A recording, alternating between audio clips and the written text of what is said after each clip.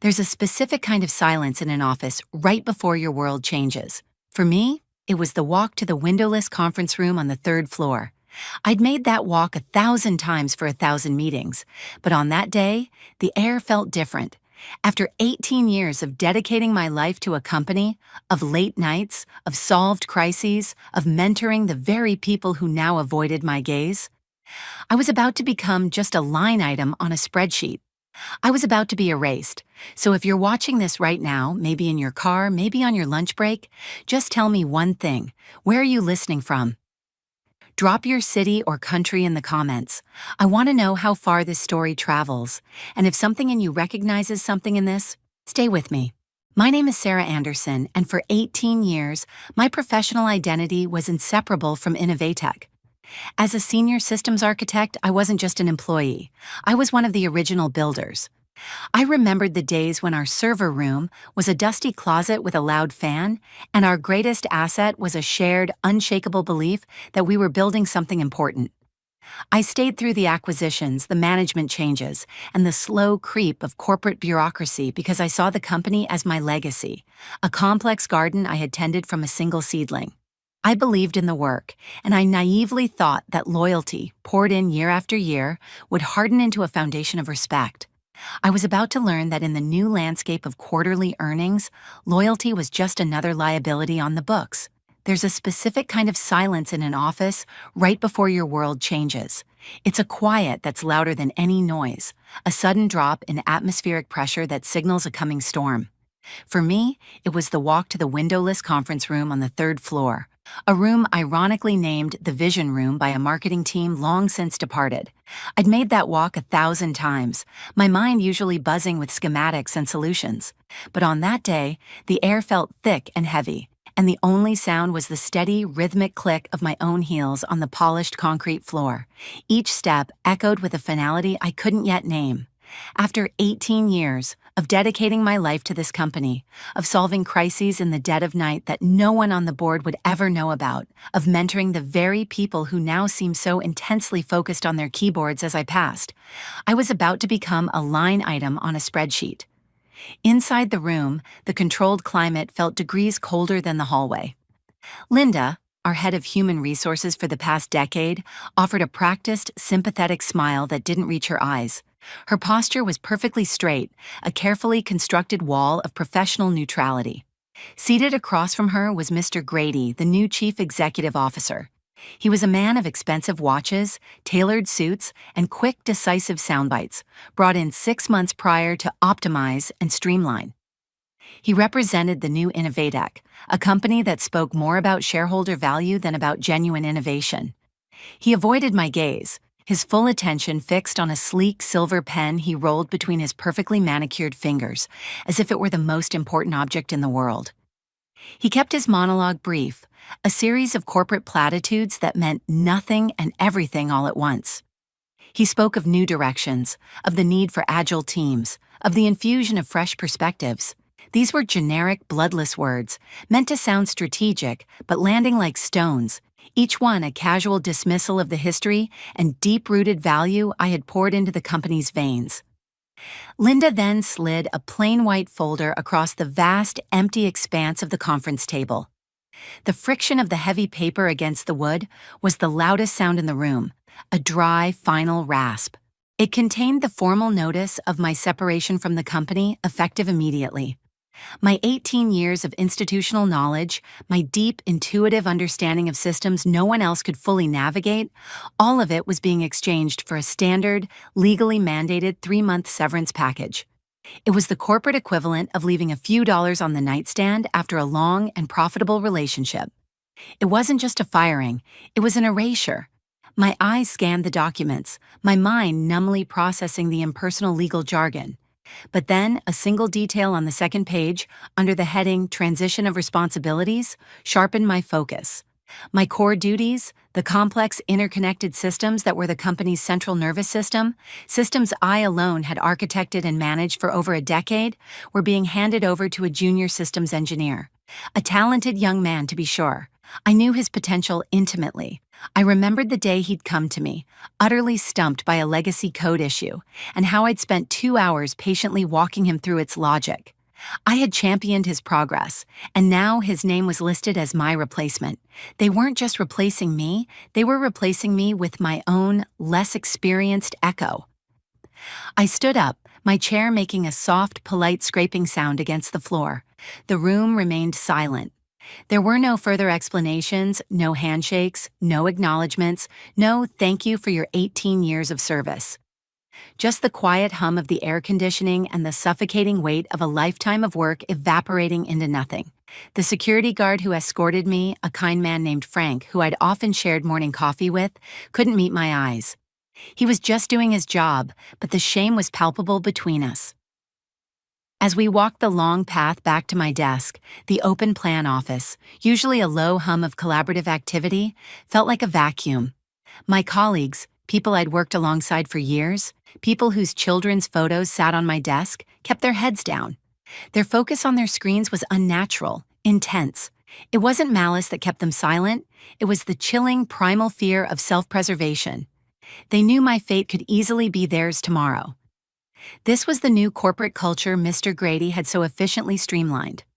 Later that day, I sent a brief professional farewell message to a small group of work friends. The replies were polite, but distant and non-committal. I had already become a ghost. The drive home was a blur of traffic and city lights. The familiar streets of a city I had known my whole life seemed alien, the traffic lights changing colors without meaning. I felt completely unmoored, a ghost in my own car, driving away from a life that was no longer mine. That evening, my living room, usually my sanctuary, felt like a sterile, silent waiting room. The single cardboard box on my hardwood floor was a profound insult, a flimsy container for a life's work.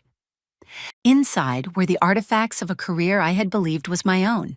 I unpacked each item with a strange, detached precision, as if I were an archaeologist examining the relics of a lost and forgotten civilization. A framed photo from a long-ago company picnic, showing a younger, laughing version of myself, arm in arm with people who had since been streamlined. A coffee mug with a worn-out programming joke, a small, silly award for perfect attendance from my 5th year. Each object was a memory, a story. A small, smooth stone from a team-building retreat on the coast, a collection of user manuals for software that no longer existed, but whose DNA was still present in every product they sold. This wasn't just my job, this was my history, and it had been deemed irrelevant. At the very bottom of the box, beneath a stack of old grid paper technical notebooks, was a dark blue, leather-bound portfolio I hadn't opened in years. I ran my fingers over the embossed silver title. It felt heavy, substantial, a relic from a more hopeful time. Inside, protected by clear archival quality sleeves, were the official documents for a non-provisional patent, granted by the United States Patent and Trademark Office. My name, Sarah Anderson, was listed clearly and indisputably as the sole inventor. It was for a data compression algorithm, a breakthrough I had conceived and developed on my own time, on my own equipment years ago. I remembered the inspiration, watching my own father's frustration with the slow, blurry medical scans he'd needed in his final years. I had wanted to create something that could make diagnostics faster, clearer, and more accessible. It was a personal mission before it was ever a piece of technology. I had filed for the patent and paid the maintenance fees myself over the years, not as a strategic weapon, but as a point of pride and a quiet tribute to him. It was the elegant, powerful engine that now drove Innovatech's entire flagship product line, the very source of the market dominance they now took for granted. Just as the profound weight of that fact began to settle in my mind, my personal phone, lying on the coffee table, buzzed to life. A calendar notification glowed on the dark screen. Project Chimera, Final System Architecture Review due. Project Chimera was the company's largest and most critical initiative of the year, a system so complex, so layered with dependencies, that only I understood its intricate architecture from end to end. They had been meticulous enough to have security escort me from the building like a common criminal, but they had been careless enough to forget to remove me from the automated reminders for the very system they could no longer control without me. I looked from the glowing screen to my own name on the patent documents, and in the oppressive quiet of my empty living room, a slow, genuine smile touched my lips for the first time that day. They had forgotten the most important thing. The next morning, I drove to a quiet, brick-faced building downtown, the name on the glass door belonging to an old and trusted friend from law school. Anna Sterling wasn't just any lawyer. She was a brilliant, respected mind in the complex world of intellectual property. Her office was the antithesis of Innovitex. It was filled with books, not motivational posters, and the atmosphere was one of quiet, focused power and intellect. I felt a sense of calm settle over me the moment I walked in. Before I could even speak, I hesitated. Was I really doing this? Escalating the situation? Part of me just wanted to retreat, to take the severance and try to start over, to avoid the conflict. But then I thought of my father and the original purpose of my invention. This wasn't just about a job, it was about my work, my legacy. I took a breath and pushed the portfolio across her large oak desk. She opened it and began to read, her expression unreadable. The only sounds were the soft rustle of paper and the distant city traffic. After several long, silent minutes, she finally looked up, her gaze steady and sharp. "Sarah," she said, her voice even, "I reviewed your employment contract online this morning after you called. It's a standard work-for-hire agreement, but as I suspected, it contains no clause that retroactively transfers ownership of prior inventions." She paused, letting the legal weight of her words fill the room. "This patent is yours. It has always, unequivocally, been yours." Then she leaned forward, her demeanor shifting from analytical to strategic. In these situations, the most powerful move is often the quietest one. We won't let emotion guide us. We will only present facts. She turned her monitor towards me. On the screen was Innovitex's latest glossy report for its investors. On a page detailing the company's intangible assets, a category that included brand value and intellectual property, she pointed to a single-line item. "They are currently valuing the technology derived from your intellectual property," she said softly, "at a 9-figure sum." The number hovered on the screen, a constellation of zeros that seemed both abstract and intensely personal. The air left my lungs. The mundane sounds of the room, the ticking of a clock, a siren in the distance, faded away. It was a dizzying, clarifying moment. They had dismissed me like a faulty piece of hardware, a line item to be deleted for cost savings, while the very foundation I had built for them was being celebrated in rooms I'd never be invited into as one of their most valuable assets. The dull ache of betrayal I had been carrying for days sharpened into a cold, hard point of resolve. Anna's approach was exactly what I needed. She drafted a simple, almost deceptively polite letter. It was a master class in controlled pressure, a formal inquiry addressed directly to Mr. Grady and the board of directors. The letter didn't demand, it didn't threaten, and it didn't accuse. It simply stated my position as the owner of the patent and politely requested a meeting to clarify the current licensing status of the intellectual property they were actively monetizing. It was a letter that couldn't be ignored, but was gentle enough not to signal an all-out war. We were giving them a chance to do the right thing. The days that followed were a study in anxiety. I tried to feel normal, updating my resume, browsed job listings that all seemed to be looking for someone 20 years younger. Each rejection, or worse, each silence, chipped away at my confidence. I began to second-guess our strategy. Maybe I should have just taken the severance. Maybe this fight was a mistake. Then their response came, and it erased all my doubt. It wasn't a call from Mr. Grady's office. It wasn't a formal letter from their general counsel. It was a single-sentence email from a junior attorney in their sprawling legal department, a name I did not recognize. It read, in its entirety, "After a review of our internal records, we have determined your claims to be without merit." That was all. A dismissal, a pat on the head, a legal "go away, little lady." I read it once, then twice, sitting at my small kitchen table. The faucet was dripping, a slow, steady rhythm.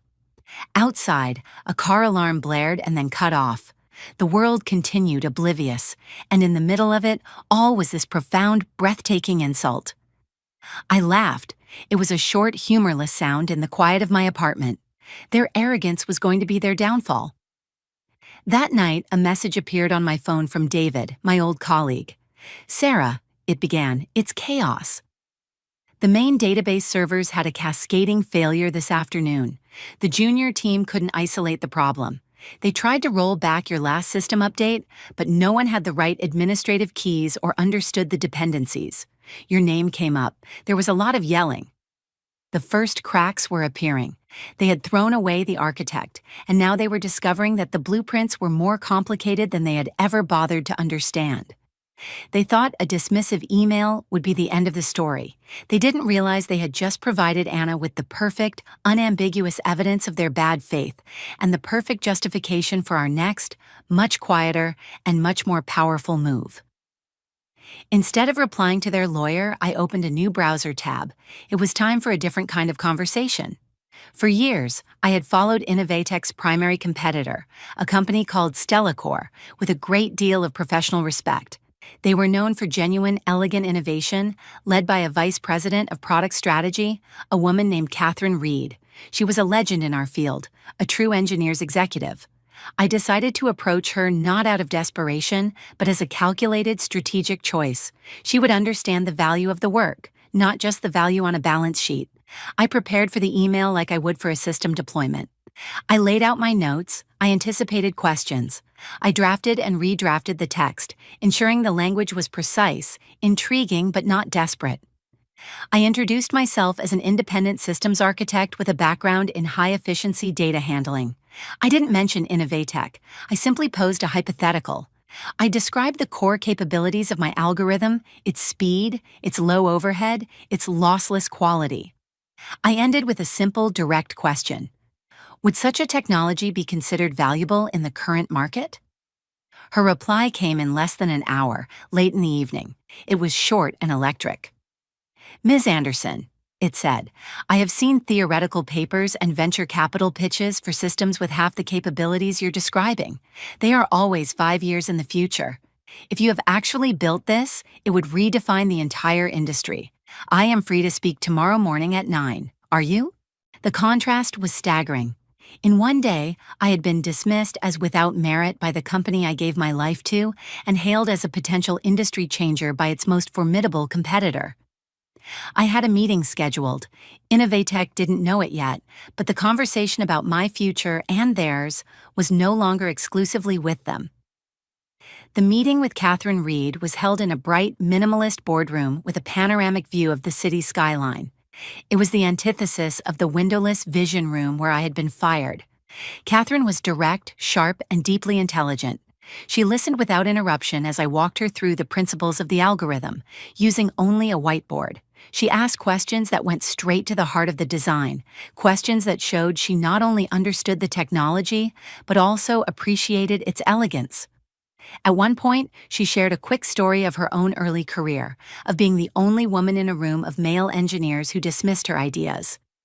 It was a small moment, but it forged an instant connection. It felt less like a pitch and more like a collaboration between peers. By the end of the hour, she leaned back, a look of profound, unfeigned appreciation on her face. "This is remarkable," she said, her voice filled with genuine energy. "A technology this clean, this powerful. It's a game changer. Stellacor wouldn't just want to license this, Sarah. We would want the mind that created it." They offered me a generous, multi-year consulting contract, a leading role in integrating my system into their next generation of products, and a level of respect and autonomy I hadn't realized I had been starving for. I left their gleaming headquarters with a signed letter of intent in my bag, a document that represented not revenge, but resurrection. My work had value. I had value. I walked into Anna's office that afternoon and placed the document on her desk. She read it, and a slow, satisfied smile spread across her face. She was a strategist, seeing the opposing king walk directly into her checkmate. She drafted a second letter to Innovatech. This one was even shorter than the first. The body of the email was completely blank. Before hitting send, I pictured the two documents side by side on a screen, Innovatech's curt, one-line dismissal and Stellacor's multi-page respectful offer. It was the entire story in 2 files. Anna attached the single file, a high-resolution scan of the letter of intent from Stellacor.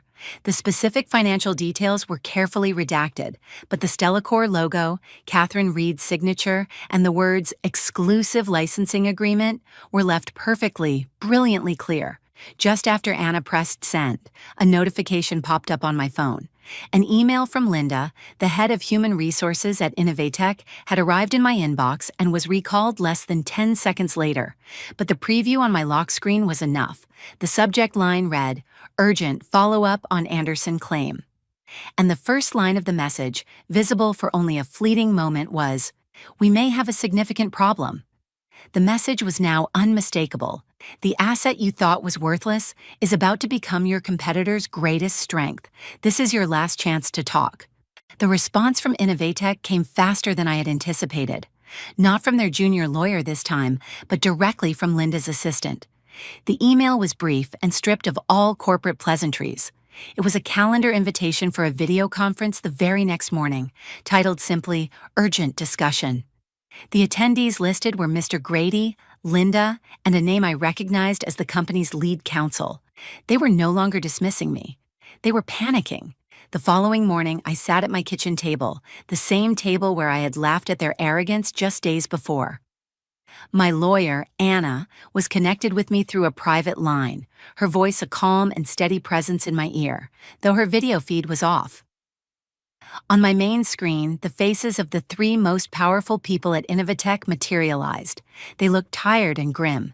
The polished confidence Mr. Grady had displayed in the termination meeting was gone, replaced by a tense, rigid jaw. He began, his voice strained, attempting a tone of reconciliation that didn't land. "Sarah," he said, "look, it seems there has been a significant misunderstanding here. We value your contributions over the years, and we believe we can find an amicable path forward."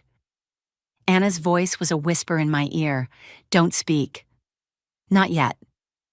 Their lead counsel jumped in, beginning a long, rambling monologue about company property and the integrated nature of employee contributions.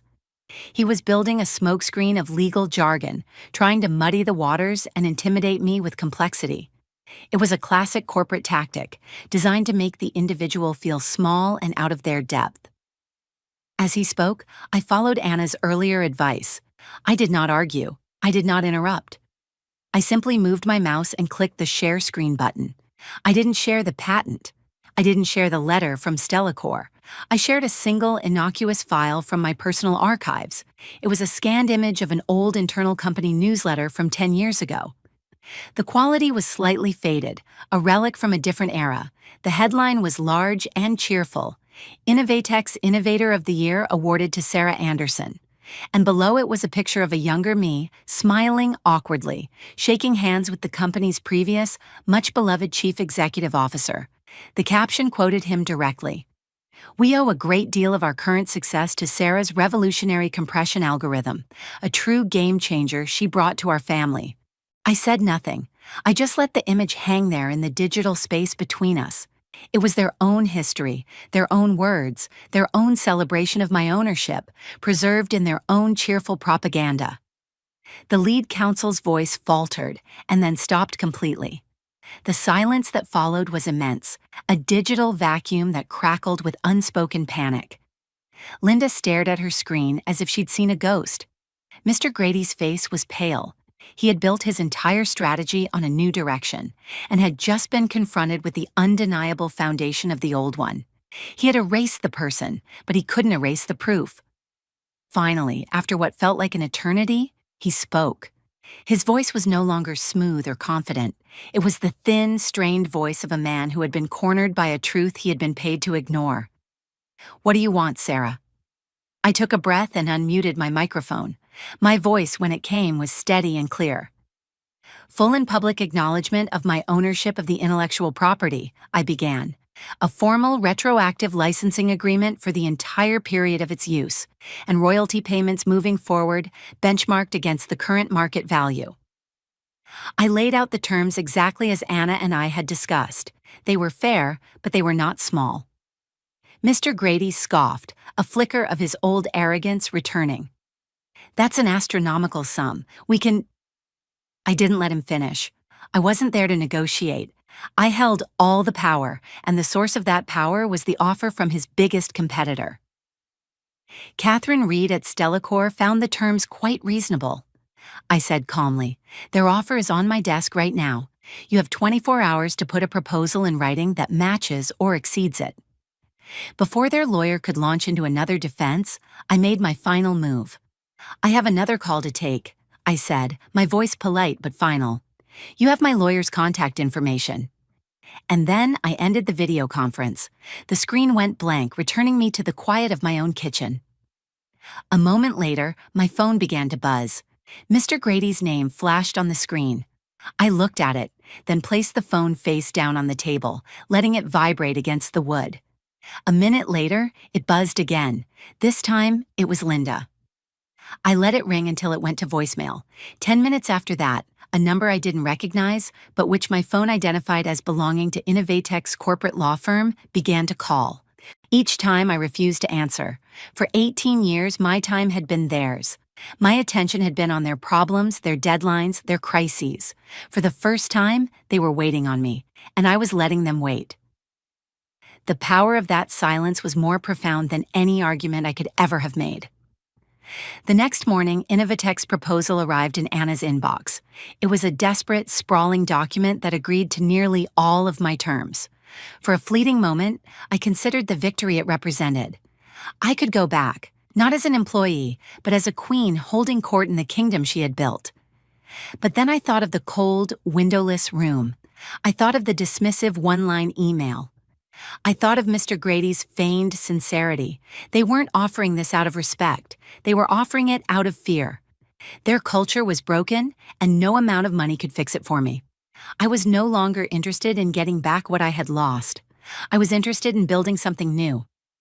I called Anna. "Turn it down," I said. Politely but firmly, "Tell them we appreciate the offer, but I've decided to pursue another opportunity."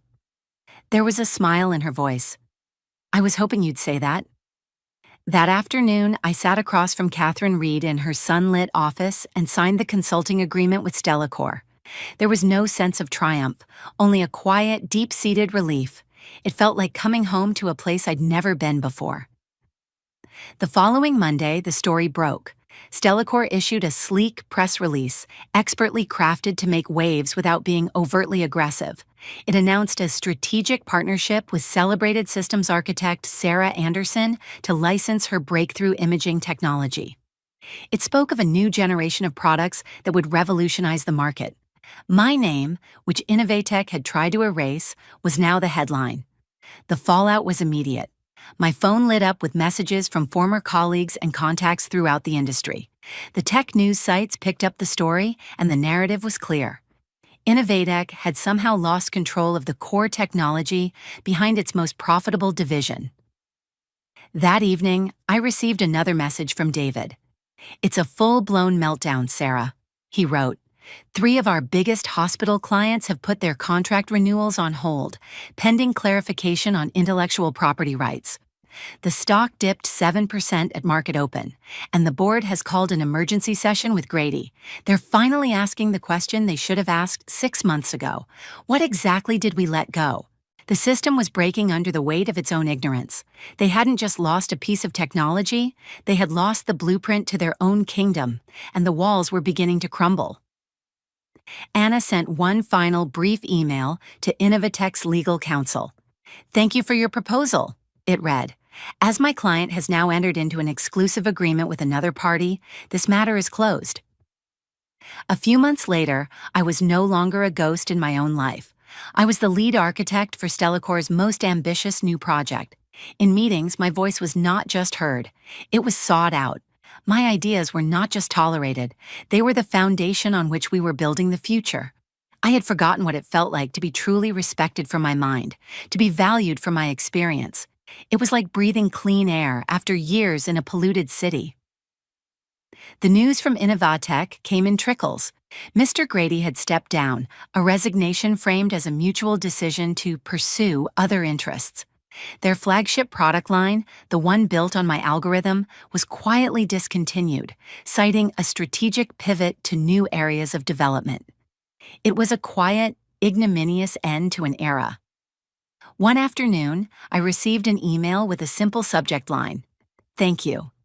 It was from a young woman, a brilliant software engineer I had briefly mentored at Innovatech. "Sarah," she wrote, "I resigned today.